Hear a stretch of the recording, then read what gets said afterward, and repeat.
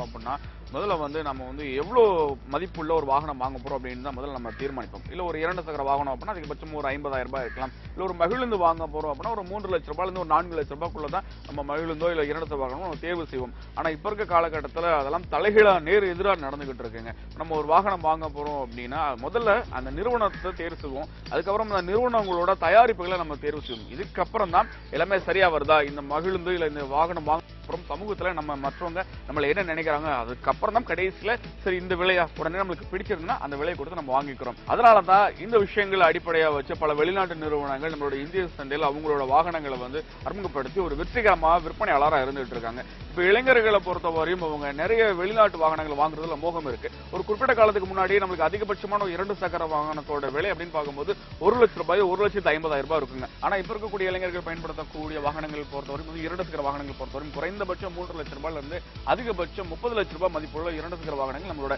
சென்னையில வெளிநாட்டு வாகனங்களை விற்பனை செய்யக்கூடிய நிறுவனத்துல போய் தேர்வு செஞ்சு வாங்கிட்டு இருக்காங்க. இதெல்லாம் கேட்கும் போது உங்களுக்கு கொஞ்சம் தலை சுத்தும். இப்ப இருக்க காலகட்டத்தில் எந்த வாகனத்தை வாங்குறது ஒரு மிகப்பெரிய குழப்பம் இருக்குல்ல. நீங்க எதை பத்தியும் குழப்ப வேண்டியதில்லை, குழப்பமாக வேண்டிய அவசியமே கிடையாதுங்க. அதனாலதான் ஒவ்வொரு வாரமும் நம்மளோட நிகழ்ச்சியில பல வகையான வாகனங்களை அறிமுகப்படுத்திட்டு இருக்கோம். அந்த வகையில இந்த வாரம் எந்த வாகனத்தை பார்க்க போறோம் அப்படின்னு தெரிஞ்சுக்கணும் அப்படின்னா நிகழ்ச்சிக்கு தான் போகணும். வாங்க போலாம்.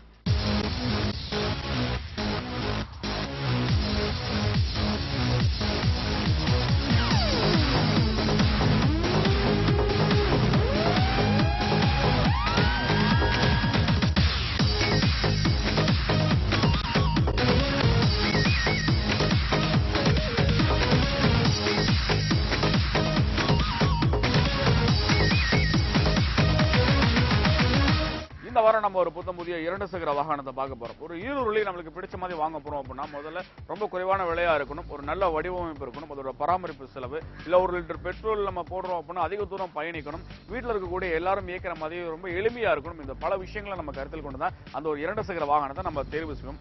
இப்படி எல்லா தரப்பு மக்களையும் திருப்திப்படுத்துற மாதிரி ஹோண்டா நிறுவனம் சமீபத்தில் லிவோ அப்படின்ற ஒரு 2 சக்கர வாகனத்தை அறிமுகப்படுத்தி இருக்காங்க. நான் சொன்ன எல்லா விஷயங்களும் இதுல பொருந்தி இருக்கு. இந்த வாகனத்தை பத்தி இந்த வாரம் நம்ம முழுசா பார்க்க போறோம். ஹோண்டா நிறுவனத்தை பத்தி நம்ம எல்லாருக்கும் நல்லாவே தெரியுங்க. ஏன்னா வெளிநாட்டு நிறுவனமா இருந்தாலும் இந்திய சந்தையில தனக்கான ஒரு முத்திரை இன்றளவும் அது பதிச்சுட்டு இருக்கு. ஒரு 20 வருஷத்துக்கு முன்னாடி நம்ம ஹோண்டா தயாரிப்போட ஒரு வாகனத்தை வாங்குறோம். இப்ப அதோட மறுமதிப்பீடு அப்படின்னு நம்ம சந்தையில விசாரிக்கும் போது அதற்கான மோகம், அதற்கான தட்டுப்பாடு என்ன அப்படின்றது நம்ம எல்லாருக்கும் தெரியும். அதுதான் ஹோண்டா நிறுவனத்து மேல மக்கள் வச்சக்கூடிய நம்பிக்கை. அந்த நம்பிக்கைக்கு பாத்திரமா தான் இன்றைக்கு ஹோண்டா லிவோ அறிமுகப்படுத்திருக்காங்க. அந்த வாகனத்தை பத்தி பார்க்கலாம். அதுக்கு முன்னாடி இந்த வாகனத்தை உங்களுக்காக ரொம்ப அழகா படம் பிடிச்சிருக்கோம், பார்த்துட்டு வந்துருங்க.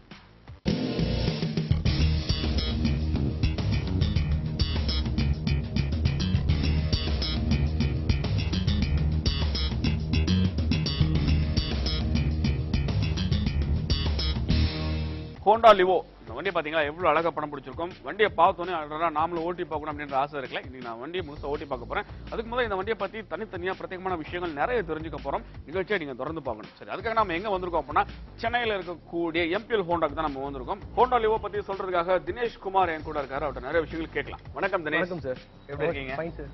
சந்தோஷமா இருக்கு உங்களை பாக்குறதுக்கு. ஹோண்டா நிறுவனம் அப்படின்றது எங்களுக்கு நல்லாவே தெரியும்.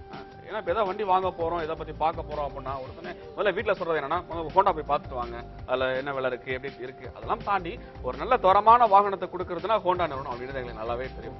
இப்ப நீங்க புதுசா எங்களுக்கு லிவோ வந்து அறிமுகப்படுத்திருக்கீங்க. ஒரு வாகனம் அறிமுகப்படுத்துறோம் அப்படின்னா ஒரு குறிப்பிட்ட ஒரு மக்களை தான் நம்ம உங்களுக்கு போய் சேரணும் அப்படின்னு நினைப்போம். இது யார் அடிப்படையாக கொண்டு இந்த வாகனத்தை வடிவமைச்சிருக்கீங்க? இந்த வாகனத்தை பார்த்தீங்கன்னா இந்த பர்டிகுலர் நிறைய இந்த வாகனத்தை அதிகமாக யூஸ் பண்ணுறவங்க categories 20-30 ages wise category, marketing field and family அந்த மாதிரி இருக்கலாம். இப்போ நீங்க சொன்னீங்க குறிப்பிட்ட ஒரு 25ல இருந்து ஒரு 30 வயசுக்குள்ள அது இந்த மார்க்கெட்டிங் ஃபீல்டில் இருக்கும். ஏன் அவங்கள மட்டும் ஃபோக்கஸ் பண்ணுங்க? ஏன்னா இதில் மைலேஜ் வந்து மோர் மைலேஜ் கிடைக்குது. மைலேஜ் வந்து 74 மைலேஜ் கிடைக்குது. மற்ற பிராண்டோட இந்த பிராண்ட் வந்து ஹோண்டாலேருந்து வந்து தனிப்பட்ட இது வந்து கொடுத்துருக்காங்க. ப்ளஸ் வந்து நிறைய மக்களுக்கு போய் சேரணுன்றதுக்காக இந்த ப்ராடக்டை வடிவமைச்சிருக்காங்க.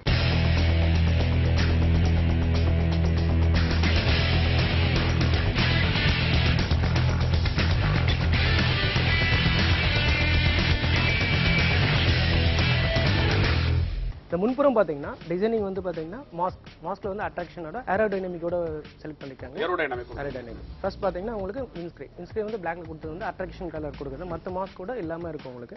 ப்ளஸ் வந்து உள்ள ஹெட்லைன் லேம்போட இருக்கு, அட்டாச்ட் பார்க் லேம்போட இருக்கு. நீங்க சொன்னீங்கல்ல, இதோட பயன் ஏதாவது விஷயம் ஏன் கொஞ்சம் அகலமா கொடுத்துருக்கீங்க? பார்க்கும்போது புதுசா தெரியுது. ஏன்னா ஏரோடைனமிக் பார்த்தீங்கன்னா நம்ம மைலேஜை இம்ப்ரூவ் பண்றதுக்கும் ப்ளஸ் புல்லிங் பவர் அதிகப்படுத்துறதுக்கும் புல்லிங் பவர் அதிகப்படுத்தா மைலேஜ் வந்து கொஞ்சம் இம்ப்ரூவ்மெண்ட் ஆகும் உங்களுக்கு. அதுக்காக ஏரோடைனமிக் போட்டுருக்காங்க. வைசர்லாம் வந்து அக்ரெசிவா கொடுத்துருக்காங்க. அது மாதிரி பண்ணிருக்காங்க சார். அப்ப இதோட முக்கிய காரணமே அதோட மைலேஜ் கொடுக்கணும். இந்த வடிவமைப்புல இருக்கு ஏரோடைனமிக். அதாவது நம்மளோட வெஹிக்கிள் வந்து வாகனம் வந்து காற்று கிழிச்சுன்னு போறதுனால உங்களுக்கு மைலேஜ் அதிகமா தரும். நம்ம இடத்துக்கு சீக்கிரமா போய் சேர்ந்துடலாம். அடுத்து பாத்தீங்கன்னா ஹெட்லைட் பாத்தீங்கன்னா அக்ரெசிவா லைட் பாத்தீங்கன்னா 12 வோல்ட் கொடுத்துருக்காங்க. ஹாலோஜன் பல்ப் பிளஸ் பார்க்கிங் லைட்டோட இருக்கு. பிளஸ் லாங் டிரைவ் பண்ணும்போது இருட்டான இடத்துல போகும்போது கொஞ்சம் லாங்கா ஒரு கிளியரன்ஸ் கிடைக்கும். பல்ல மேடு எதுவும் பார்த்து போகலாம். அடுத்தது பார்த்தீங்கன்னா இண்டிகேட்டர் வந்து கிளாஸ் வந்து பார்த்தீங்கன்னா மற்ற வந்து கிளாஸ் வந்து எல்லோவில் வரும். இதெல்லாம் ஒயிட் வரதுனால கிளியரன்ஸ் ஆப்போசிட்ல வரவங்களுக்கு கிளியரன்ஸாக இருக்கும். நல்ல இது கிடைக்கும். சக்கரங்கள் பார்த்தீங்கன்னா ரெண்டுமே டியூப்லெஸ் டயர்ஸ். ஏன்னா மற்ற இது பார்த்தீங்கன்னா நார்மல் டயர்ஸ்ல இருக்கும். இது டியூப்லெஸ் டயர்ல வந்து அட்வான்டேஜ் பார்த்தீங்கன்னா நார்மலாக வந்து தேய்மானம் கம்மியாக இருக்கும். ப்ளஸ் வந்து நார்மலாக சப்போஸ் பஞ்சர் ஆயிடுச்சுன்னா கடந்த ஒரு அந்த பயணி வந்து அங்கே நிற்காம ஒரு 5 கிலோமீட்டர் 6 கிலோமீட்டர் ஓட்டிட்டு போகலாம்.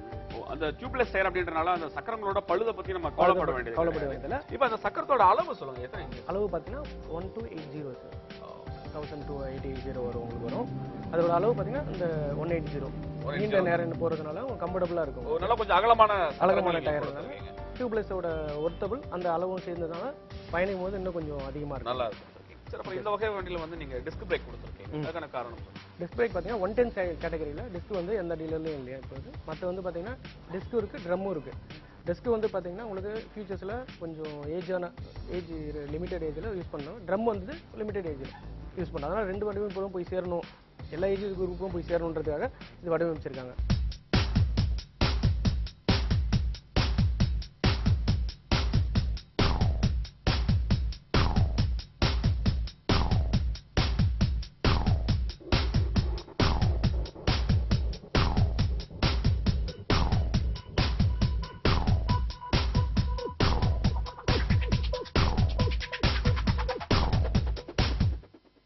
அடுத்து மக்காட பத்தி சொல்லுங்க. மட்காட் பார்த்தீங்கன்னா உங்களுக்கு டிசைனிங் வந்து மற்ற வண்டியோட இல்லாமல் ஷார்ப்னஸாக இருக்கும்.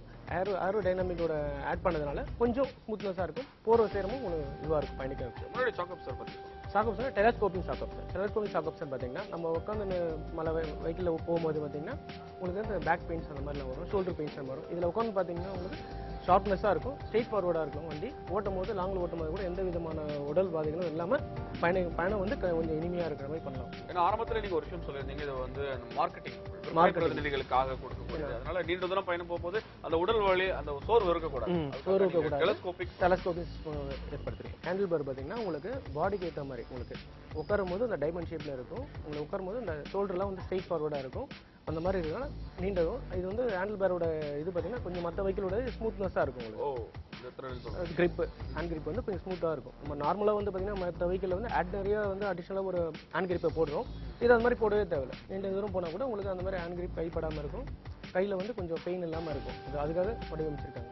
இந்த கண்ணாடிகளை பற்றி இதோட கண்ணாடிகள் பார்த்தீங்கன்னா மற்ற 110 கேட்டகரியில் எல்லாமே பிளாக் இது வந்துருக்கு. இது கலருக்கு ஏற்ற மாதிரி என்ன கலர் இருக்குமோ பார்த்தீங்கன்னா அதுக்கேற்ற கலரில் வரும். உங்களுக்கு கலர்லாம் பார்த்தீங்கன்னா 4 கலர்ஸ் வருது. நம்மளுக்கு வெஹிக்கிளோட 4 colours black and blue white brown வருது. உங்களுக்கு அதுக்கேற்ற கலர் ஏற்ற மாதிரி அந்த மாதிரி ஒயிட் கண்ணாடியோட ஃப்ரேமும் வருது. அடுத்து முக்கியமாக அந்த டேஷ்போர்ட் இதை பற்றி முன்பு என்னென்ன சொல்ல இது வந்து பார்த்தீங்கன்னா மற்ற வெஹிக்கிளில் பார்த்தீங்கன்னா பாக்ஸ் டைப்பில் இருக்கும். இது வந்து பார்த்தீங்கன்னா உங்களுக்கு சதுர மாதிரி இருக்கும். உங்களுக்கு அதனால கிளியர் வியூ கிடைக்கும். ப்ளஸ் வந்து இண்டிகேட்டர்ஸ் அந்த நியூட்ரல் லைட்ஸு ஆப்போசிட் எல்லாமே தெரியும்.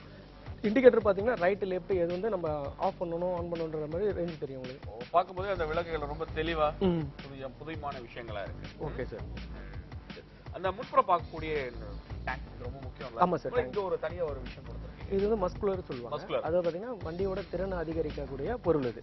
ஏன்னு பார்த்தீங்கன்னா உங்களுக்கு ஏரோடைனமிக்கும் எதுவும் ஃப்ரண்ட்டோட கவரேஜ் பார்த்தீங்கன்னா மட்கார்டு வைசர் எல்லாமே சேர்ந்த மாதிரி இந்த டேங்கோட இது ஏர் ஒரு பயணம் வந்து ஏர் போகும்போது ஏர் வந்து ரெடியூஸ் ஆகும். ப்ளஸ் வந்து நம்மளோட பயணம் அதிகமாக இருக்கும். வரக்கூடிய காற்று எல்லாமே வந்து இயந்திரத்துக்கு நேரடியாக அதிக சூடாகாது ஹீட்டை ரெடியூஸ் பண்ணும். ப்ளஸ் வந்து கூலிங்காக இருக்கும். எப்போ இன்ஜின் கூலிங்காக வச்சுருக்கோம். ஏன்னா அதிக நேரம் பயணிச்சா வந்து வண்டியை ஒரு இடத்துல நிறுத்தணும் பார்க் பண்ணணும் அப்படின்னு ஸ்பெண்ட் பண்ண தேவையில்ல. ஹோண்டா நிறுவனத்தும் பார்த்தீங்கன்னா எந்த பயணியும் வந்து நிற்காத அளவுக்கு நீண்ட பயணம் செலுத்துற அளவுக்கு போயிட்டே இருக்க முடியும். தடையில்லாத ஒரு பயணம். அதே மாதிரி இந்த டேங்க் இதை பத்தி சொல்லி ஆகணும். இதோட திறன் எவ்வளவு கொள்ளளவு? இது கொள்ளளவு 8.5 லிட்டர். 8.5 லிட்டர்ஸ். இப்ப நம்ம வாகனத்துல நான் வண்டி ஓட்டுறேன் அப்படின்னா வாகனத்துக்கும் எனக்கும் ஒரு இணைப்பு இருக்கும். அதாவது இந்த இடத்துல புரிஞ்சுக்கணும். ஆமா சார். அப்ப இதுக்கான சரியான வடிவமைப்பா இருக்கணும். இதோட வடிவமைப்பு பத்தி சொல்லுங்க. வடிவமைப்பு பாத்தீங்கன்னா உங்களுக்கு டைனமிக் ஷேப்ல இருக்கு. உங்களுக்கு சிட்டிங்ல ஒரு பயணம் வந்து வரும்போது 2 கால்களையும் உள்ள அழுத்தின மாதிரியும் சேஃப் அண்ட் ரைட்ல போலாம். ஒரு பாதுகாப்பான ஒரு விஷயமா இருக்கும். சில வெஹிக்கிள்லாம் பாத்தீங்கன்னா அதர் பிராண்ட்ல வந்து கொஞ்சம் அன்கம்ஃபர்டபுளா இருக்கும். இதுல வந்து கொஞ்சம் ஸ்டெபிலிட்டியோட உட்கார்ற மாதிரி இருக்கும். அப்போ ஒரு பதட்டம் இல்லாம நம்ம வண்டி ஓட்டணும். ஏன்னா உட்காரும் போது ஒரு இணைப்பு இருக்கும், பதட்டம் இருக்க கூடாது. ஸ்டெபிலிட்டி இல்லாம கொஞ்சம் ஃப்ரீயா போலாம்.